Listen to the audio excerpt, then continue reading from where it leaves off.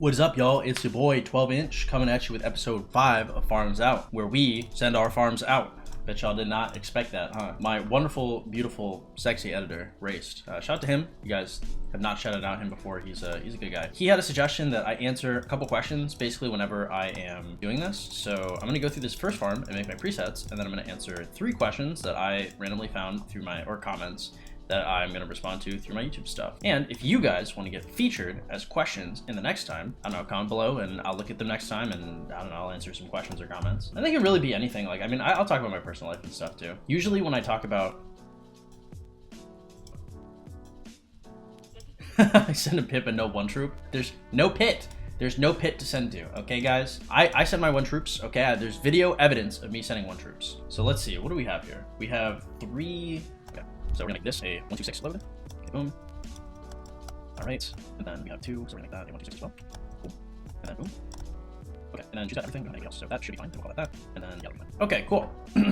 So first farm done. So few comments I wanted to address. So one of the ones I saw was pretty recent on my in-depth KVK 1 to 3 March pairings guide, and it's where I talked about marches that I would use as an early game F2P. One of the comments I got was, what I gathered from this video alone is that F2P marches suck even more now, and I would actually contest that. I would say that F2P is probably the strongest now that it's ever been. I think the fact that there's so many things, like in terms of armaments and like iconic refines and all these different commanders and all these different options, make the people that pick the best options even stronger compared to before. Before there were very, very few options. Everybody knew exactly what they were supposed to do, and because of that, they suck. Another response I got on that same video was from about 6 months ago, and they were justifying a Martel investment. They said a 5511 Martel investment is about 100 gold heads and will give you about 1400 gold heads to work with in KVK3. However, it'll give you much more KP than any epic or richer. I believe CM 5511 Sun Tzu is worth to make your account look good for the main alliance. Cav is only good with Belisarius dunking on weaker players. Archers, the Kusunogi are solid in KVK1, but Kusunogi primary is a victim in KVK2. So we're gonna ignore the Cav and Archers just because this is an F2P comment. I will say that if you're investing in Charles Martel early game,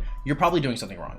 Not something mildly wrong, something horrendously wrong. It is a huge, huge waste of sculptures. Think very carefully about what you're doing, because as we have gone through the game is much more impactful having Season of Conquest commanders than it was before, and we truly do not have enough museum currency to be like starring up all of these different museum commanders. 100 sculptures, if you value them at 700 or 1,000 a sculpture, could be up to 70,000 to 100,000 gems. That would be an investment for one KVK, a KVK and a half. That's if you have fighting. I had another person comment, Ethelfled primary instead of Baybars. The support tree has Cage of Thorns, which stacks along with Baybar's movement speed debuff. Occasionally, I will see people that run Ethelfled Baybars instead of Baybar's Ethelfled. I would think very carefully about this, considering the leadership tree versus the cavalry tree. I don't think this is rocket science. You should definitely run Baybars as a primary. Those are the 3 things I was going to read. I forgot I actually need these to access my farms, but if you guys want your own things read, comment in the description below and I will be reading them and reading out of those. I was going to read out of like my last couple videos, but I realized they're all just like get well wishes. We're no longer going to talk about the T word, I was going to say something else, but that would probably get me demonetized. We're okay. Everything is good. Now we're just regularly going through the farms and yeah, chilling.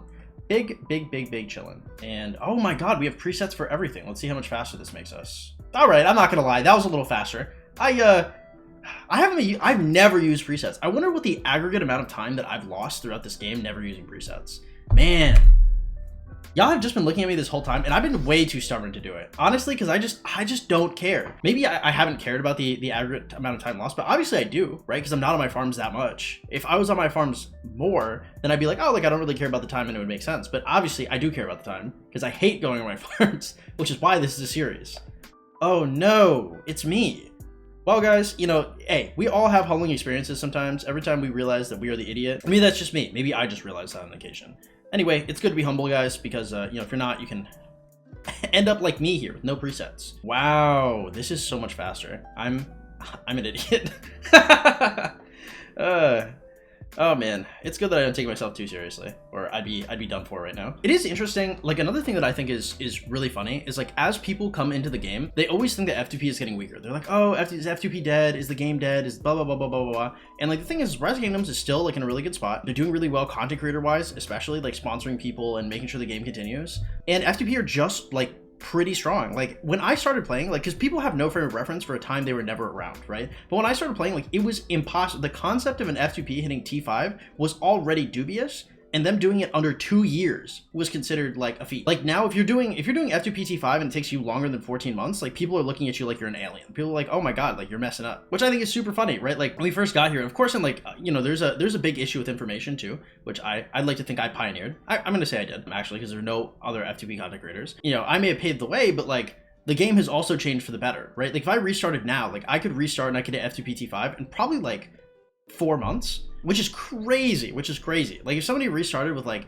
you know, divine, like on some Liam Neeson from Taken level dedication, you could run it in like, the average person could run it in like 5 to 6 months. Not the average person. Okay, that's I'm tweaking. But like the average tryhard. Like if you're capable of getting like master tier in League of Legends, oh, man, is that too high? Is that too high? Or no, I mean, like, look, the top 1% could probably do it in like 6 months. Maybe I'm overestimating people. Point is, it's a lot easier than it was. Okay, because before, like, it doesn't matter who you are. Like, you're not getting it done without like the barb machine. Now, there was a point in time where there's something that me and Asgard invented, and like that like barb chaining machine, that thing. Oh, that was crazy. There was a technique that you could hit F2PT5 in, I think it was 2 months. We calculated it too, which obviously I never did. I never wanted to unleash that beast like onto the free-to-play world, because it would obviously just like diminish everything. It would obviously, I mean, destroy the game for me. Like the fact that that thing existed meant that 2 hours on that would be better than any event I could do, better than any barbs I could chain, like literally better than anything on this planet, full stop. And I was like, oh, like I can't touch this. It's like, oh, this is too much for me. Okay, and that's it. That's all our farms out. That's it for farms out. If you guys enjoy this type of content, please drop a like, a follow, consider subscribing. If you guys want your comments, top 3 comments or questions featured in the next video, make sure to comment in the description below. Have yourselves an absolutely great day. I love you guys all in an incredibly gay way. Cut out the incredibly gay way. That's not meant for videos. If you guys want to help support the channel, please donate to the Streamlabs link in the description below. If you guys want coaching, on stream is 35 bucks a session, off stream is 75 bucks a session. If you want the session, go to the Discord in the description below and make a ticket. Have yourselves a great day, and I'll see y'all later.